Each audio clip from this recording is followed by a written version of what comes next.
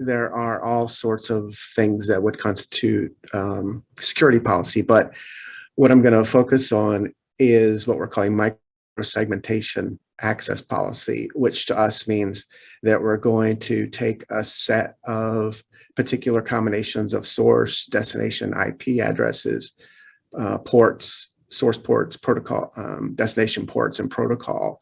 So each one of those combinations is a particular rule that we're going to say is denied by default. And then if we specify that rule as being allowed, and we'll be enforcing that through Amazon Web Services group policy. And so we are assuming that there can be overlap between the access that's needed by mission and the same access vectors could also be used by an adversary to accomplish their objectives. And so in other words, overlap between what the mission needs and what the adversary can take advantage of. And so we want to be able to balance those. In other words, for a particular edge that we allow or disallow in our policy, that may, it might be needed for the organizational mission, but we'll have to balance that against the risk that it introduces to the adversary. And so we're going to quantify that trade-off between mission and threat in terms of objective function. And then we'll use a genetic algorithm to, efficiently search through all the combinations of those allowed rules that best meets that objective. And so I'll just point out that what I'm describing today is a sort of prototypical kind of functionality capability that we are investigating at MITRE in what we're calling the Adaptive Resiliency Experimentation System, or ARES. And so the idea there is to leverage a suite of security tools, ways of gathering information about a network, basically, using the tools that organizations are already using in their environment, but adding some machine learning, artificial intelligence components to look at how to optimally configure a suite of security tools that an organization is using. So today I'll talk about microsegmentation, but we're also doing this kind of AI ML optimization for policy through, if you have different ways of authentication in your environment, also looking at ways to try to predict, since we're setting a policy at a current time, we're also considering for some period of time in the future what we predict the organization will need in terms of their access, so kind of link prediction, looking at things like having redundant services in your environment to help with resiliency, deception, how to best set deceptive features up in your environment, and at the application layer, like zero trust architecture. So what I'm talking about today is more of a transport layer kind of access policy. And so what I'm describing has also been recently published in a Journal of Defense Modeling and Simulation. And so I encourage you to take a look at that paper for this a deep dive on this approach. So just sketching out what we're going to be doing, you've got your network to be defended. And, the idea is that you're going to, collect data, build a model about the various ways that an adversary could, gain initial compromise into your environment and potentially incrementally, laterally move and cause further, gain further access and accomplish more devastating, adversarial goals. And then also some model about how the different access to the different services and resources in your environment are needed by the organizational mission. And so that model includes the, what I'll call the levers, the security levers, the things that you're going to be able to change to configure your security tools within the environment, those levers.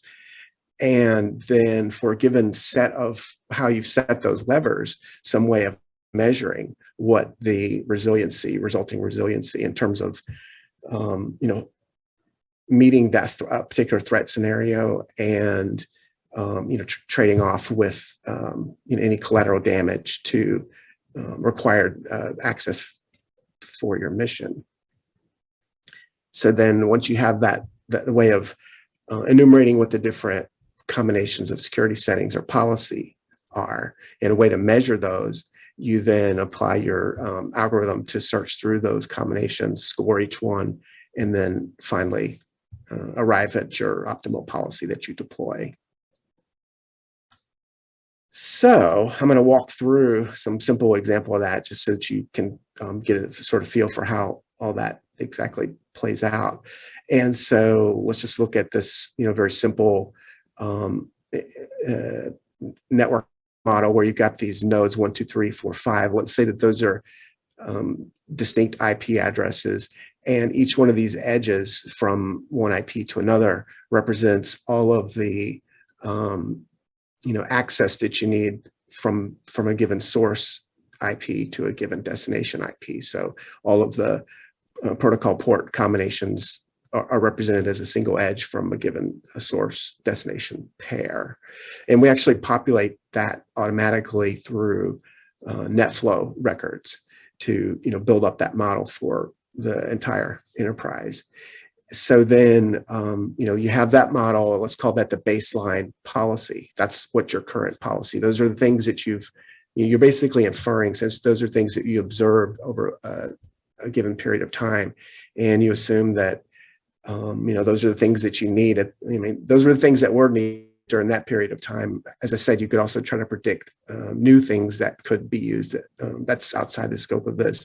Obviously, if an adversary is already inside your environment, you could also observe and say that you allow those particular access. Again, that's you'll have to mitigate that as part of this process. But in this example, we're just going to say that we've got some candidate solution where we're going to disallow this edge, the access from IP3 to IP5. And so if we were to just represent all these things as adjacency matrices, where you've got these rows or sources and columns or destinations, and so disallowing this edge from 3 to 5, we're just going to write that candidate solution will have a 0 in that element. And so we use that as a sort of a mask and apply that to your matrix that represents current, what's allowed, the current policy. Then that gets zeroed out. And so, you're representing that, A prime is now a sort of candidate future policy, that you were applying this candidate policy to. And so now if you're able to then just, let's say that that's a genetic algorithm chromosome where that particular, bit in the chromosome is a 0. That's how you would represent that particular candidate solution. And then I'll explain how we're going to then score that particular chromosome or candidate solution is going to get scored in terms of fitness for balancing, thwarting the adversary and maintaining critical mission functionality. So we'll get to that. So, again, as I put it out, we're thinking about that there could be overlap between edges, access that's needed. A given edge may be needed by both the mission and could be used by an adversary to carry out their campaign. So rather, previous approaches have typically done something like a cut set where you just, let's say that you define some, starting points where you think the adversary is currently at or likely to be coming in from, and you've got some crown jewels that you're trying to protect. And so a cut set approach would just block, it would find some optimum way to cut that so that you minimize the cut, but still, break all possible paths from the start to the goal. We're saying that could be, we want to be able to not go to that extreme because that could have too much of an effect on the mission as a collateral damage. So we want to be able to, do that trade-off where you don't have just a binary cut set, but some way to do that sort of softer trade-off. And so what we're using is if we create that kind of attack graph from start to goal, and you can then look at shortest paths. If there was like a one-step path from start to goal, you'd see that, that's the most risky thing. And then, longer paths, an attack path of length 2 steps, take the adversary two steps to reach the goal. We are prioritizing, blocking those as, the next important thing after length 1. So in other words, it's more important to block shorter attack paths versus longer ones. And so we have a way of, mapping the numbers of attack paths of given length to this kind of 0 to 1 space that we're going to use as our objective function. And then finally, the sort of catch-all is that all things, if it's, all other things being equal in terms of numbers of attack paths blocked, you'd still want to have credit for doing that with fewer edges. Again, these are in priority order, and this is what we're calling the, this adversarial aspect of the objective function. And now then for the mission aspect, in this paper, we're using a simple measure in which we weight each edge. So we have a way of assigning how, what's the relative importance of each edge to the mission. So given that, we then just take, if there's any of those edges that are blocked by your candidate solution, we're just going to take the total, the number of blocked edges as a sort of penalty, or the number of allowed edges as your objective, maximizing those. So again, the idea is we're going to be able to trade off between the top part, which is the threat, and the bottom part, which is the mission. So just another quick example of this attack. This is the 4 IP addresses. You've got these edges that are allowed in the baseline policy, and I'm portraying the edges that are needed for both, separately for, these are what's the mission needs, access from each source to destination, how important it is to the organization, and the weight, which is the amount of importance for each of those edges, and then all of the possible paths or edges from an assumed attack start to an assumed attack goal. And so if you then overlay these two, the mission and the attack, that's just what we're showing here. In other words, if you're going to be, blocking an edge, it's going to have some impact on the adversary, and it's going to have some impact on the mission.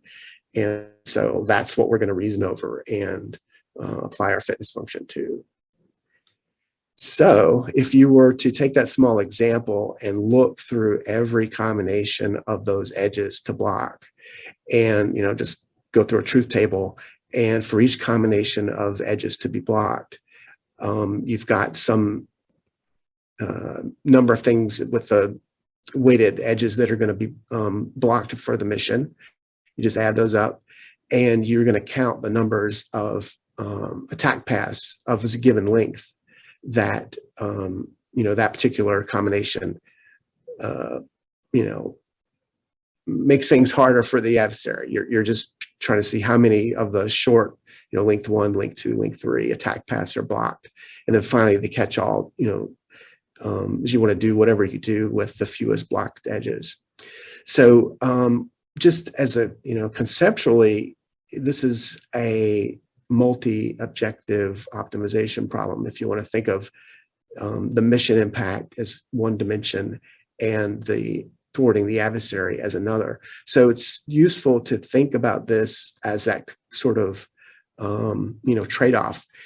And the way that's done here is that if you were to look at every one of these combinations, you really want to focus on the combination. These, candidate solutions are combinations that there's no other solution that is better than this in every way. Or let's say that again, for all these other solutions, there's some other solution that is better in every other way than those. So you pretty much can disregard those.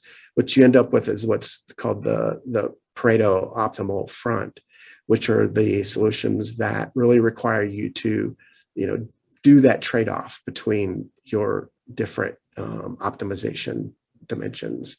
And so in this case, there are 3 of the total that you'll actually have to, make a trade-off between minimizing the risk and minimizing impact to the mission.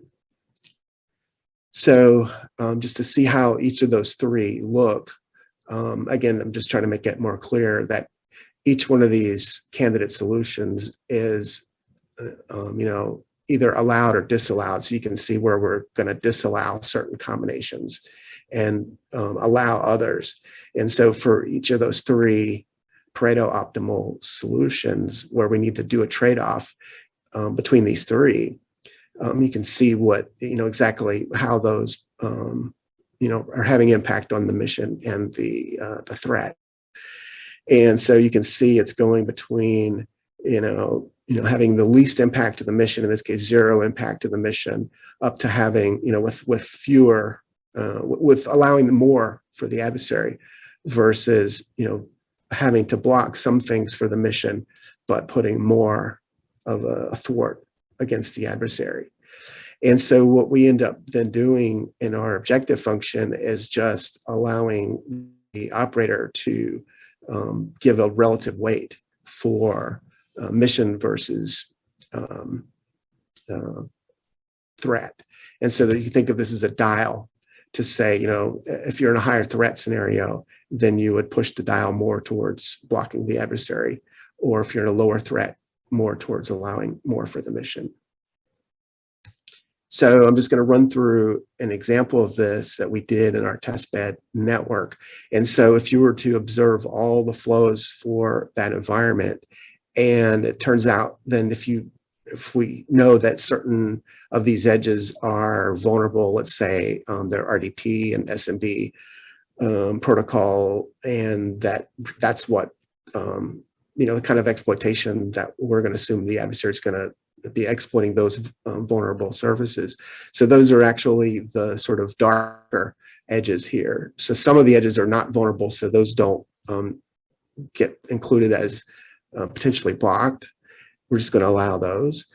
And then also, so that's down at the bottom is now just the vulnerable edges, and we're marking where we're assuming that the adversary is going to be starting from, and what are the crown jewel, let's say that we actually play out, red team, blue team games, and this actually is where some Easter eggs are hidden, and the adversary is starting out at these 3 places, and we then measure. Actually, we use Caldera, the MITRE tool, as one of the adversarial techniques to then test this. But how do we actually compute that optimal policy? We, constrain, map out all of the attack paths starting from these 3 attack sources to these 2 attack goals.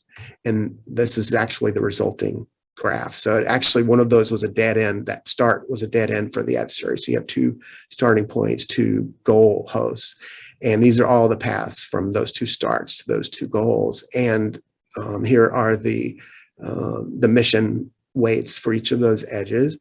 And then we're going to then run through, run through a genetic algorithm that's going to try every do an optimal search for the combination of things to block in this environment. And then do the score for, how that impacts the mission and the threat.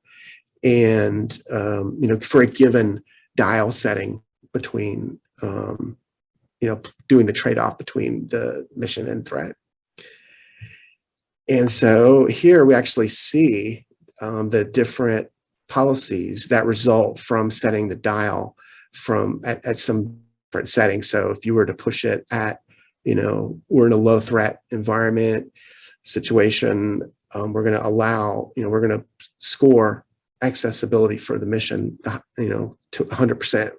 So that's just going to block nothing, because there's going to be some impact to whatever we block here. Then if we turn up the dial and say, well, we are under some threat, or we want to mitigate some of these risks, then you see that these one-step attacks become the part of the optimal solution. If you turn the dial more, saying that there's more threat, then I think some of the two-step and three-step attacks are getting picked up as we turn that dial further and further.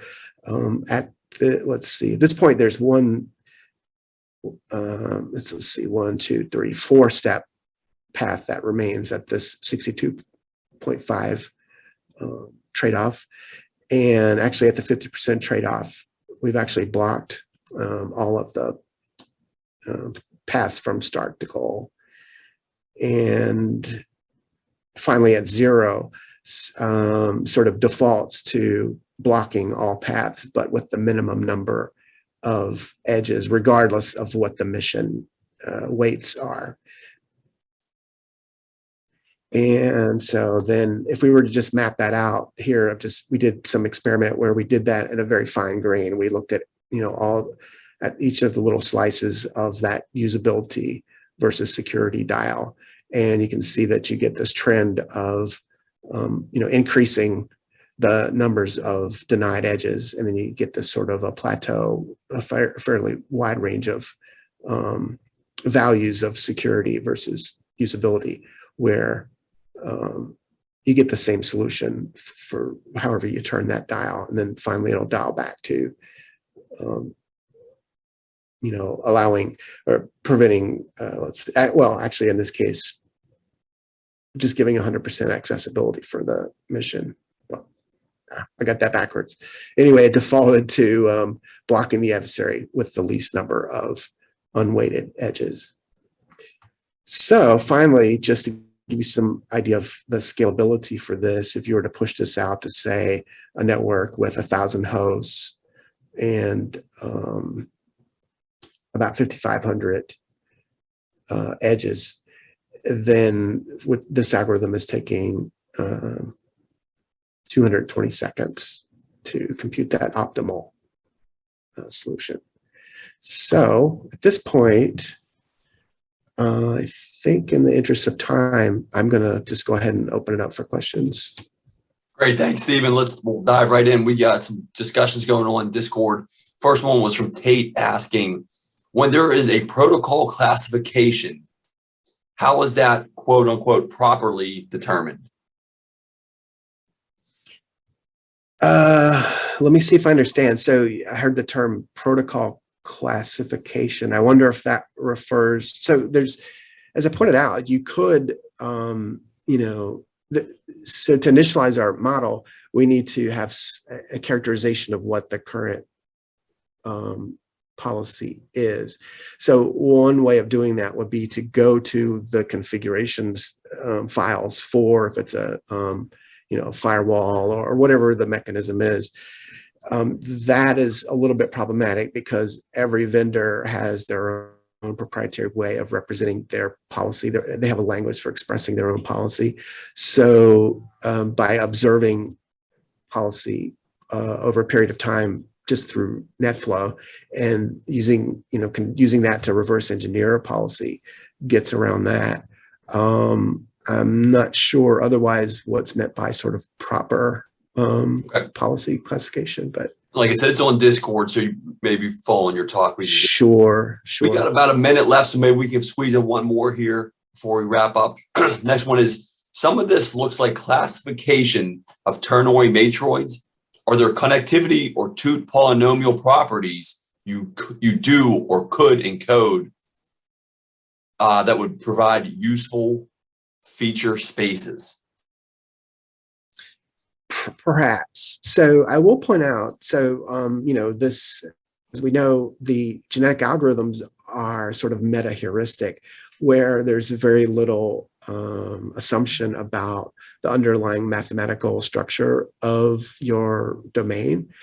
And so that's nice because, as I pointed out, what I explained today is just a sort of prototypical problem just for the network microsegmentation aspect. And remember, I said that in Aries, we have lots of other kinds of dials that have very different kinds of structures and properties, like authentication, zero trust, et cetera.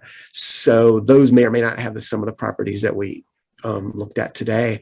Also, we have done work in which we did a sort of linear relaxation of the problem I described today, and then solved it with like a linear programming methodology. So that's another example of where you sort of take advantage of the mathematical structure of the problem and, as a way to sort of make the problem more tractable.